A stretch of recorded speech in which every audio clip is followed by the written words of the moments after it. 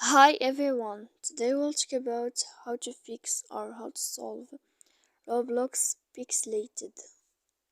To know how to fix or how to solve Roblox Pixlated problem, you should just go to settings and you click.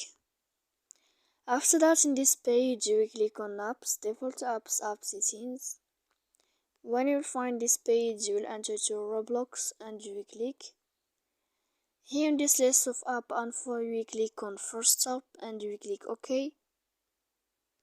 Then you will enter to storage. Here in this page you click clear cache, but don't click here clear data because that can make a lot of problems on your phone. So please don't forget to support us by like and subscribe. See you next time in another video, and thank you for your attention.